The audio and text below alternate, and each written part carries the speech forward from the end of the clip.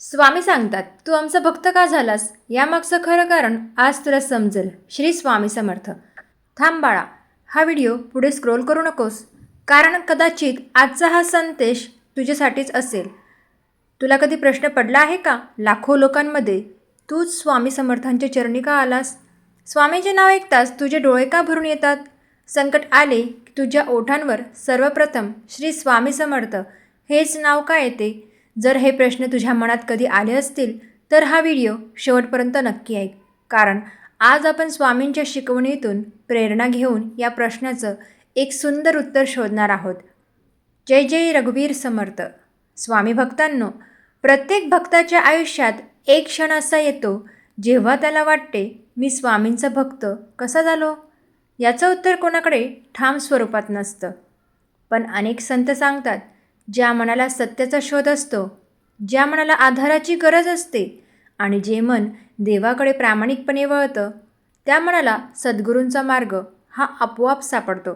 कदाचित तुमच्या आयुष्यातही एखादं मोठं संकट आलं असेल, व्यवसायात नुकसान झालं असेल, घरात आजारपण आलं असेल किंवा मन इतकं अस्वस्थ झालं असेल की कोणताच मार्ग दिसत नव्हता आणि त्याच काळात अचानक कोणीतरी तुम्हाला म्हणालं असेल, एकदा श्री स्वामी समर्थांचं नाव घे. किंवा सोशल मीडियावर, पुस्तकात, मंदिरात किंवा एखाद्या मित्रामार्फत तुम्हाला स्वामींची ओळख ही झाली असेल. अनेक भक्त सांगतात, आम्ही स्वामींचं नाव घ्यायला सुरुवात केली आणि सर्व समस्या या एका दिवसात नाहीशा झाल्या नाहीत. पण त्या समस्यांना सामोरं जाण्याचं धैर्य हे नक्की मिळालं. काही जण सांगतात, पूर्वी छोट्या गोष्टींवर राग यायचा, आता मन शांत राहायला लागलं. काही भक्तांचा अनुभव असा असतो, प्रार्थना केल्यावर योग्य निर्णय घेण्याचा आत्मविश्वास वाढला. तर काही जण म्हणतात, स्वामींच्या नामस्मरणामुळे आम्हाला आशा मिळाली आणि संकटातही हार मानावीशी वाटली नाही.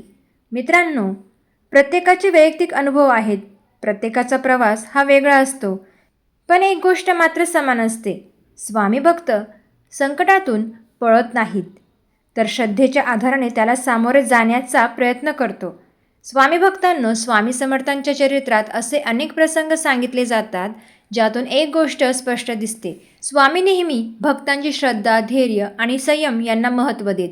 अक्कलकोटमध्ये एक भक्त अनेक दिवस स्वामींच्या सेवेत होता, पण त्याच्या मनात सतत एक प्रश्न होता, स्वामी, मी इतकी सेवा करतो तरी माझ्या जीवनातील संकटे कधी संपणार?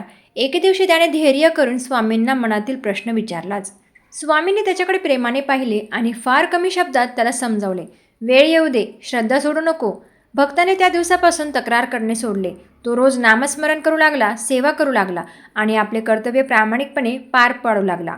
काळ गेला, त्याच्या आयुष्यातील सर्व समस्या एका दिवसात नाहीशा झाल्या नाहीत, पण त्याच्या मनात इतका आत्मविश्वास निर्माण झाला की प्रत्येक संकटाला तो शांतपणे सामोरा जाऊ लागला. यातून आपल्याला काय शिकायला मिळते? स्वामी समर्थ आपल्याला संकटमुक्त जीवनाचे नव्हे, तर संकटामध्येही योग्य मार्गाने चालवण्याचे बळ देतात. आजही दिवसेंदिवस स्वामी भक्तांना खूप अनुभव येत असतात. अनेक लोकांना त्यांच्या जीवनामध्ये खूप काही ना काही अडचणी या येत असतात, परंतु स्वामींचे नाव ओटी घेताच मन शांत होऊ लागते आणि संकटातूनही ते बाहेर पडण्याचा मार्ग आपोआप मिळू लागतो. स्वामी आजही आपल्या भक्तांचे संकटे, अडचणी सोडवत असतात. आजही अनेक स्वामी भक्त सांगतात, पूर्वी प्रत्येक गोष्टीची भीती वाटायची, पण रोज काही मिनिटे स्वामींचे नाव घेतल्यावर मन अधिक शांत राहू लागले. काही जण सांगतात, आर्थिक अडचणी लगेच संपल्या नाहीत, पण योग्य निर्णय घेण्याचा आत्मविश्वास मात्र वाढला.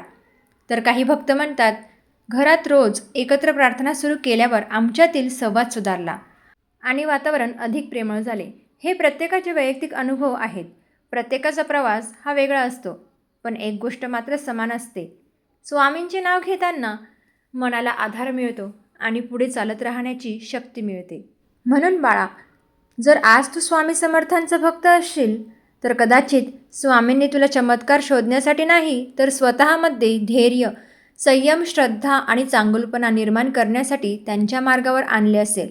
आजपासून एक छोटा संकल्प कर, कोणालाही दुखावणार नाहीस.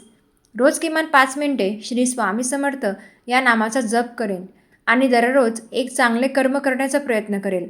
कदाचित हीच खरी स्वामी सेवा आहे. श्री स्वामी समर्थ.